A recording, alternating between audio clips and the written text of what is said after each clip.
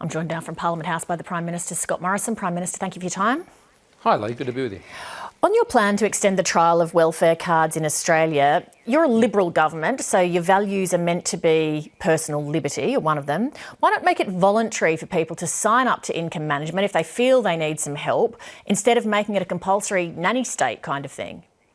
Well, I'm all in favour of things that work, Lee, and what we want to do is get people off welfare and into work. And what we've found in the trials that we've been doing so far is that this has been helping people actually get into jobs and better manage their own affairs when they're under a lot of pressure. So I just want to do what works, Lee, and this has been working, and so we want to keep extending the trials. But one of the key reasons it has been working is because it's been embraced by the communities where it's been put in place. And that has been a key part of the process that we've followed in the trials that we've had. And we've seen youth unemployment rates up in Wide Bay from fall over 27% down to around about 18%. Now, when you're getting those sorts of results, it's worth continuing to pursue those sorts of programs. Well, you say you want to back things that work. The Australian National Audit Office report into the trials so far said that the approach to monitoring and evaluation was inadequate. As a consequence, it's difficult to conclude whether there had been a reduction in social harm and whether the card was a lower cost welfare quarantining approach. So the Auditor General seems to think that the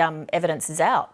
Well, it seems like we can make some further improvements, but what we do know is that the people who are involved themselves in these communities have welcomed them and supported the plan. But what do you? I'm happy to keep giving it a go, Lee. Sorry to interrupt, Prime Minister, but what are you basing that on? Because I'm basing it on the Australian National Audit Office report. I'm just wondering what you're basing it on. I'm basing it on the survey, based on the survey of people who've actually participated, which has been done as part of the trials and been part of the evaluation process. People on welfare sometimes already feel a sense of shame about that. Isn't making something like this mandatory instead of opt-in potentially contributing to that sense of shame?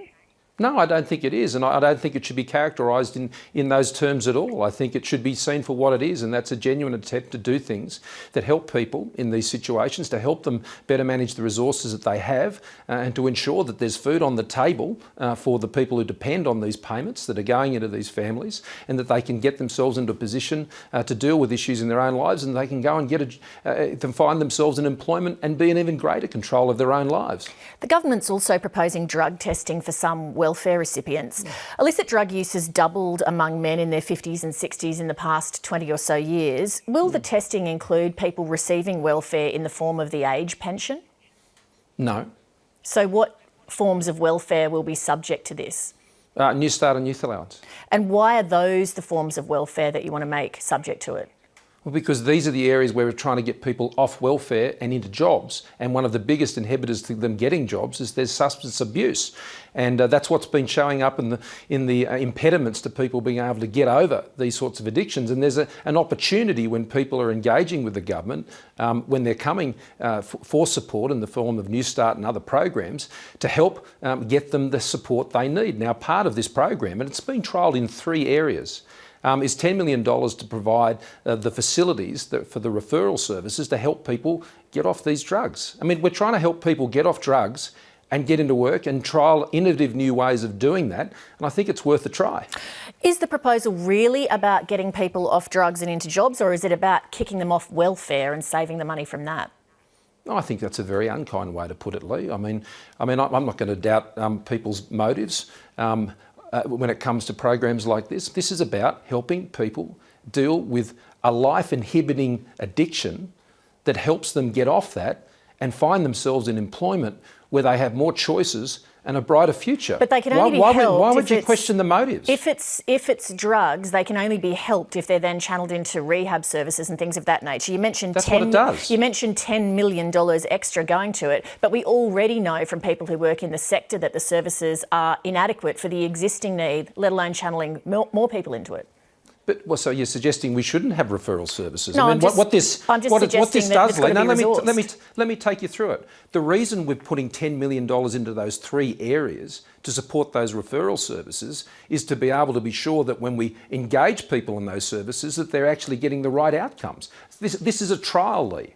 We're trying to work out if this can work, and I'm really puzzled by the level of opposition to the government trying to tackle a problem of drug addiction for people who aren't in work and helping them get over it with referral to proper services and funding those services in those trial areas.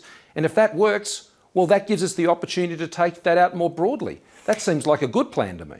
We've been talking a bit about Newstart. A single person on Newstart has to live off $277 a week. A federal politician gets an extra $288 per day in travel allowance when they have to go to Canberra. Is that having a fair go and getting a fair go? Well, Lee, when it comes to Newstart, you know it goes up twice a year, and it's a payment that is intended to support people between their employments, and that's what it's designed to do. And it is a payment that is made by taxpayers to help people in this situation. Now, what I want to ensure they do is they can get themselves back into work. But I also have big priorities on the budget, Lee.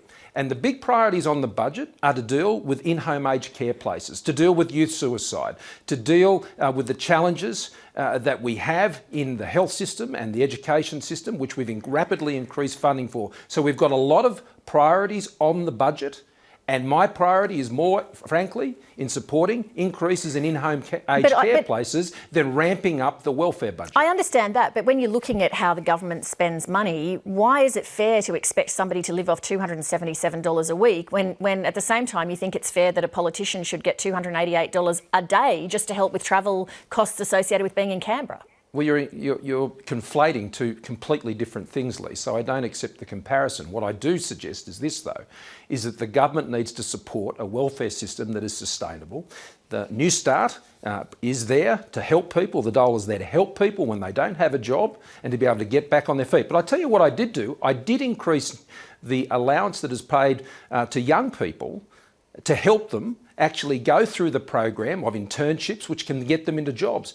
I increased that Newstart payment for young people participating in the Youth Path program. And there's about 79,000 young people who've just done that. So it's not true to say that we haven't increased Newstart. I actually did increase it for young people who are part of a program to get themselves into a job. Prime Minister, and I think that program has already had some good initial results, and that was something we said we'd try. And we've given it a try, and it's proving to be a good program. Prime Minister, if we can turn to another subject, the Reserve Bank Governor Philip Lowe is concerned about the Australian economy and is trying to stimulate it by cutting interest rates. That puts money into the economy. But the government is determined to deliver a surplus, which does the opposite. It keeps money out of the economy. Why are you intent on a fiscal policy that undercuts the country's monetary policy? Well, I think that's an absurd proposition, Lee. Fiscal policy and monetary policy are actually pulling in the right direction, and they're pulling together. The Governor of the Reserve Bank... They're pulling in opposite directions, aren't they? No, Lee, that's not how it works. And the Governor of the Reserve Bank is not calling on the government to not have a surplus. That's a ridiculous suggestion. He's not suggesting that at all. He wants people to spend money. He wants governments to spend money on infrastructure and so forth. Yes. Having a surplus means, by its nature, you're spending less money. No, what it means, Lee, is that we're ensuring that we're paying down debt that has been built up from excessive spending in previous years. But the question is it the time to do that? Is it the right time for the economy to do that? Well, of course it's the right time to reduce the debt. It's $375 billion. It'll come down by $50 billion off 18-19 over the next 4 years. I mean, this is the first year we've been able to get the government living back within its means. And this is the opportunity to store up resilience and resources for further down the track. Now, that's been the plan we've been working to now for many years. But let me be clear about what the Reserve... Because I've been working with Dr. Lowe now for the last 4 years, and as a Treasurer and as a Prime Minister. The two initiatives that he's been most supportive of have been the tax cuts that we legislated and we delivered in the first sitting week of the Parliament. And on top of that has been the infrastructure spending, which in the last budget we increased from $75 billion to just over $100 billion. And since the election, I've sat down with every single Premier with big projects, and we've been bringing projects into this current fiscal year, and that spending will be just shy of $10 billion in this year alone. And we're moving on a lot of the smaller projects, the car park projects and things like this, which are smaller in nature and unable to be taken up now in a way that doesn't deal with a lot of the difficulties we have with cost pressures in the system as a result of the large amount of works that are underway. Dr. Lowe thinks bosses should give their workers bigger pay rises. Do you agree? Well, we want to see wages increase, but we want to see wages increase off increased productivity, and we want people to earn more from what they do and to be able to earn more from what they do by being even more valuable in the work they do. And that's why skills development is so important. That's why technology is so important. That's why infrastructure investment is so important. It's why opening up export markets is so important, because it boosts our capacity to earn more as a country. But in simple language, should bosses give workers a pay rise? Are profits too high, wages too low?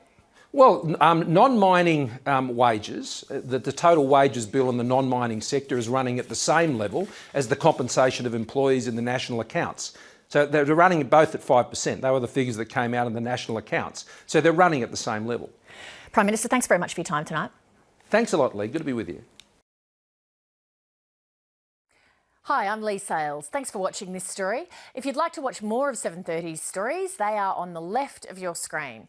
And tap on the button below to subscribe and get the latest from ABC News.